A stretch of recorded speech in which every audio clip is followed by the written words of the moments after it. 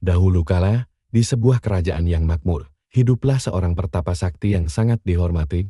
Ia adalah sosok yang tekun dalam laku spiritualnya, dan berkat ketekunannya, ia dianugerahi anugerah berlimpah, termasuk seorang putra yang sangat dicintainya.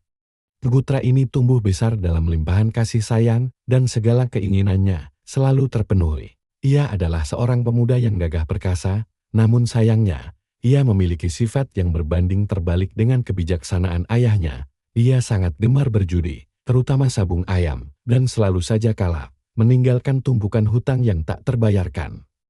Harta benda orang tuanya pun sedikit demi sedikit terkuras habis oleh ulahnya. Karena terus-menerus kalar dan terlilit hutang, ia nekat mengambil seluruh harta warisan orang tuanya secara diam-diam. Harta itu ia gunakan untuk melunasi hutang dan kembali ke arena judi. Sampai akhirnya semua habis tak bersisa, penagih hutang pun berdatangan, membuat ayahnya sangat murka.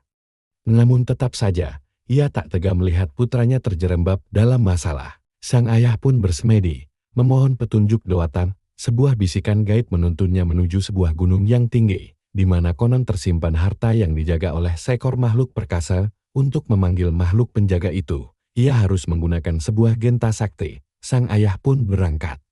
Dan di gunung itu, ia membunyikan gentanya. Tak lama kemudian, muncullah sang makhluk perkasa yang agung. Makhluk itu memberikan sebagian hartanya, disertai pesan, agar digunakan secara bijak. Sang ayah kembali dengan membawa harta dan memberikannya kepada putranya, yang berjanji tidak akan lagi berjudi. Namun, janji tinggallah janji, tak lama berselang. Sang putra kembali menghabiskan harta itu di meja judi, dan lagi-lagi, ia kalah. Kali ini, ketika sang putra meminta uang lagi, ayahnya menolak membantunya. Sang putra yang putus asa kemudian mendengar selentingan tentang bagaimana ayahnya mendapatkan harta. Diam-diam, ia mengikuti ayahnya yang sedang pergi menemui makhluk penjaga itu lagi.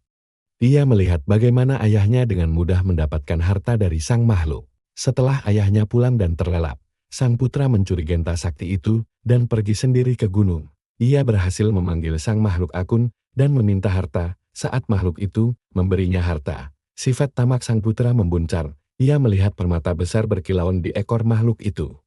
Dan dengan serakah, ia menebasnya. Makhluk agung itu menjerit kesakitan dan menyemburkan api yang membakar sang putra hingga hangus tak bersisa. Tak lama kemudian, sang ayah menyusul ke gunung dan hatinya hancur melihat jasad putranya. Ia memohon kepada makhluk penjaga itu untuk menghidupkan kembali putranya. Makhluk itu setuju.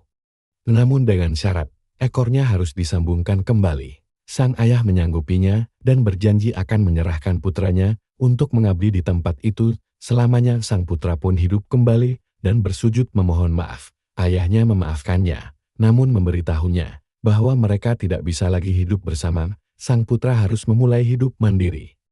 Dalam perjalanan pulang, sang ayah merenungkan cara agar putranya tidak lagi mengulangi kesalahan yang sama. Dengan tongkat saktinya, ia menciptakan sebuah garis panjang yang membelah daratan menjadi dua, memisahkan mereka berdua untuk selamanya. Perairan yang kini memisahkan kedua daratan tersebut, Pulau Jawa dan Pulau Bali, dikenal sebagai Selat Bali. Sebuah pengingat akan kisah pengorbanan dan pelajaran tentang keserakahan.